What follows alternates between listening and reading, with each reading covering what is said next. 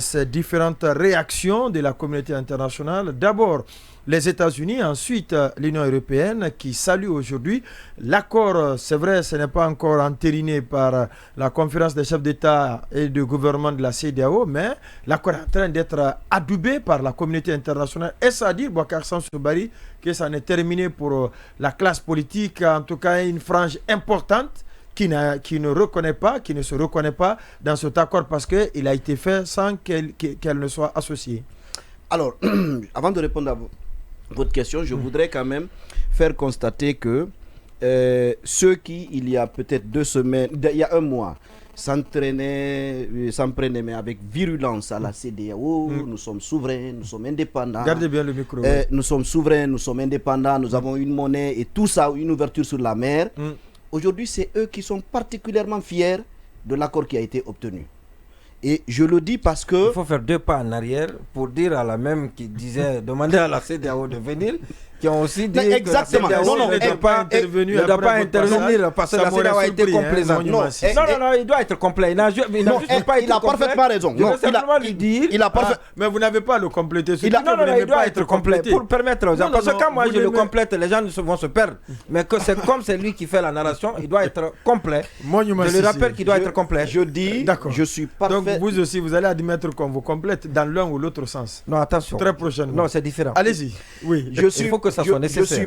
Je suis parfaitement d'accord avec lui que autant Selouda Diallo doit regretter d'avoir pris son bâton de pèlerin pour aller faire la promotion de la junte au niveau de la communauté internationale, autant je dis ceux qui saluent aujourd'hui cet accord, se félicitent de cette entente extraordinaire avec la CEDEAO, qui applaudissent que l'Union européenne, les États-Unis saluent cet accord, je dis, ce sont les mêmes qui il y a moins d'1 mois nous disaient non, la Russie c'est bon, la Chine c'est bon, et tout le baratin.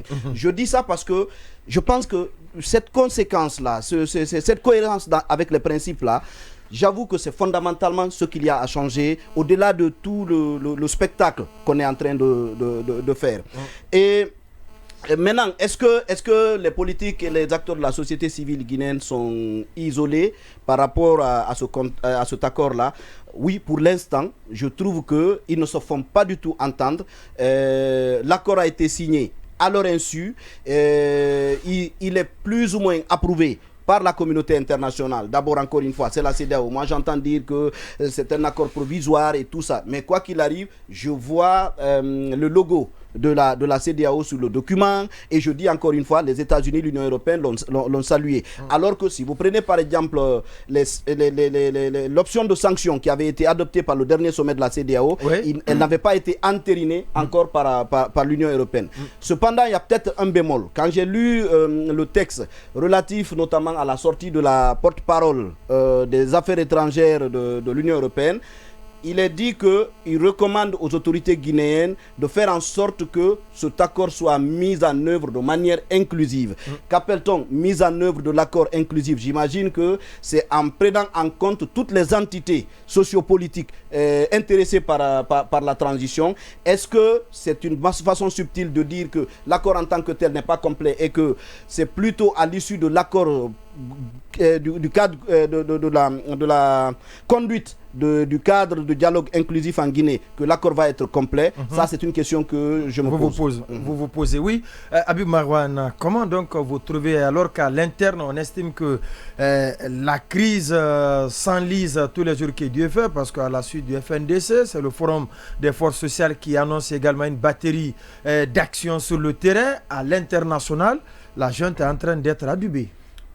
Contrairement certainement à cette perception, je pense que d'abord ce qu'il faut rétablir comme fait, premièrement, il n'y a pas de disparité ou certainement d'ambiguïté entre la communication de l'Union européenne, des États-Unis avec celle faite par la CEDEAO, mais il y a quand même une certaine prudence qui est jouée des deux côtés.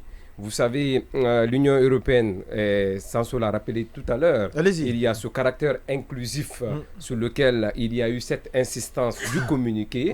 Donc, ce qui veut dire que malgré l'obtention de cet accord, il y a quand même ce manquement qui a été observé. Donc, ce qui veut dire cet accord n'inclut pas fondamentalement un caractère inclusif. Donc, ça, c'est la première perception. Ensuite, il y a aussi cet autre souhait exprimé par les États-Unis.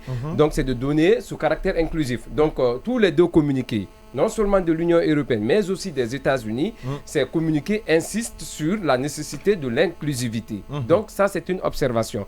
Et l'autre chose, c'est qu'il faut encore relever, qui est fondamental dans la compréhension, mais aussi à faire comprendre à ceux qui sont en train de faire croire à l'opinion nationale que c'est un acquis ou certainement que c'est une victoire pour la junte, ce qui n'est pas du tout la réalité, c'est que les deux communiqués indiquent clairement que les États-Unis, l'Union européenne s'inscrivent derrière cette démarche de la CEDEAO. Et d'ailleurs, cette position a été rappelée plus d'une fois et à chaque fois qu'il y a eu ce besoin d'entrer en contact avec les autorités. Donc, il y a le caractère inclusif, mais aussi il y a l'alignement de ces deux grandes puissances derrière la démarche de la CEDEAO. Et enfin, le principe de subsidiarité.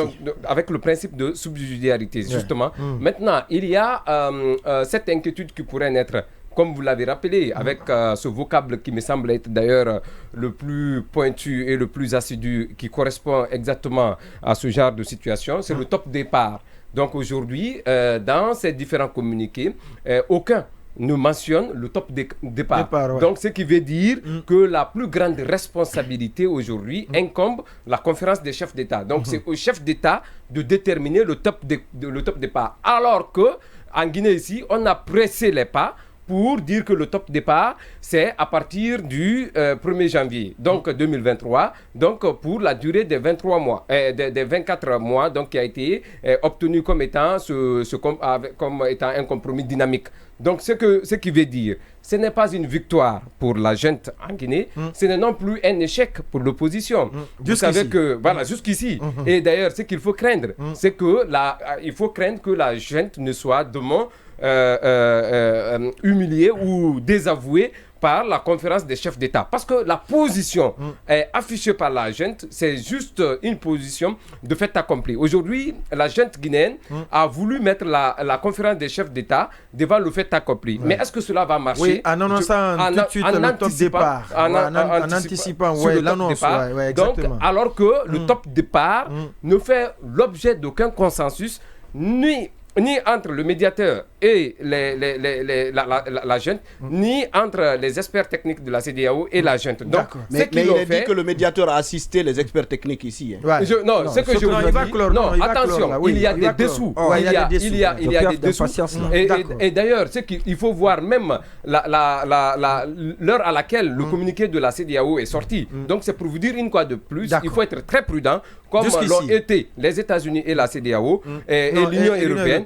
Donc ce n'est pas quelque chose d'acquis pour la junte, ce n'est non plus un échec pour la classe politique. Monyuma Sissé, est-ce que selon vous, les acteurs politiques n'auront que leurs yeux finalement pour pleurer? Ah oui, je voudrais dire quelque chose par rapport à ce qu'a dit un des volets. Oui, bien évidemment.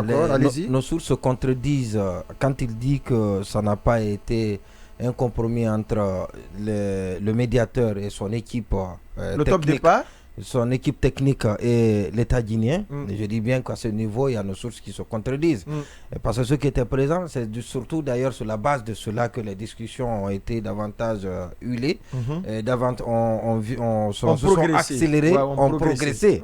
Et parce que le président, comme je l'ai dit la fois passée, et je m'efforce à le rappeler, que le président de la République ne voulait pas du tout s'aligner sur les 2 ans, et estimant qu'en le faisant, il obéirait aux injonctions de Ambalo. Ambalo qui est aujourd'hui la personne dont on ne veut pas entendre parler dans les rouages de la présidence de la République. Alors donc, pour cela, pour convaincre le président de la République à accepter les 2 ans, et la condition qu'il a posée, que la transition commence au mois de janvier. Alors, et ça là-dessus aussi... Les 24 mois commencent, voilà. Au mois de janvier, les 24 mois. Ouais. Alors, on lui a dit...